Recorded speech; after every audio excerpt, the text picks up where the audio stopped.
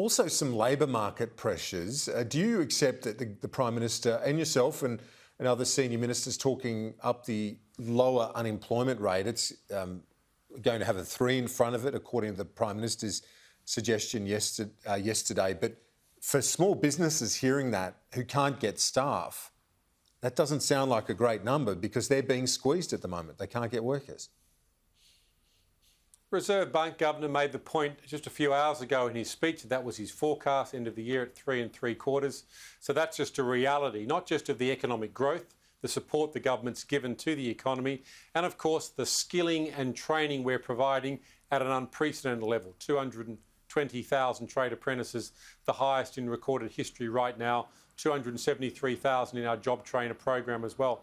So as long as we keep training Australians, there's 500,000 plus who are still unemployed, but 80% of them with no skills. It's about giving Australians the skills so they have the opportunity to get employed.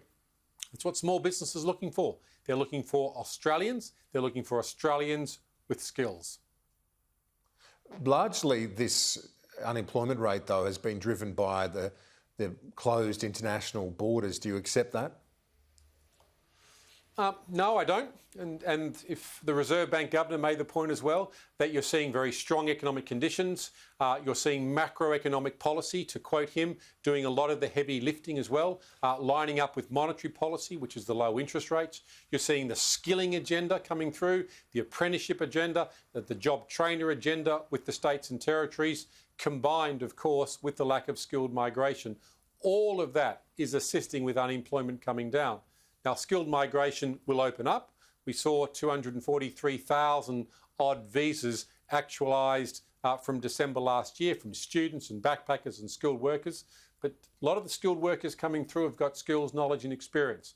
A lot of the training we're doing now is to help unskilled Australians get into the workforce. A lot of things are contributing to this good result, and it's pleasing for the country.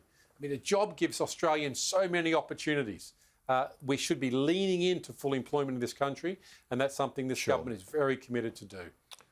Now, finally, the Prime Minister getting some free character assessments yesterday at the Press Club, one of them from a couple of years ago. Obviously, it wasn't you who sent that text message. We can rule that out this afternoon, knowing you're the Prime Minister's closest friend in the Parliament. You've lived with him, I think, for 10 years or so. But should the Minister who sent that message that Peter Van Onselen put to the Prime Minister, should that Minister out themselves and resign? The great thing about being in public life, Kieran, especially in Australia, is you get free public commentary and character assessments every day, which is fine. We've all got big shoulders or you wouldn't step into it. Glarus Berejiklian has put out a statement. I've seen that where she can't recall it. I understand the salience of this within the press gallery. I accept that, Kieran. I'm a professional politician. But everyday Australians now looking at jobs, looking at cost of living, and that's what our focus is. It's all a bit messy, isn't it? So close to an election.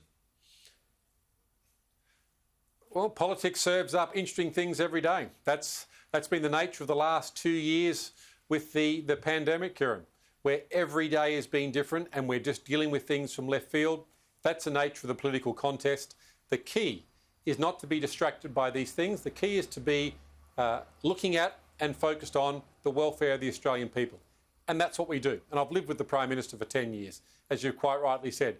I know the Prime Minister exceptionally well. And I know the conversations we've had for 10 years. And I can guarantee you and every listener that every conversation is the welfare of the Australian people. And if I had to choose a Prime Minister, I am going with Mr Morrison, someone who is concerned with the Australian people, not so much Mr Albanese, who was flip-flopped and concerned with his standing in his party room.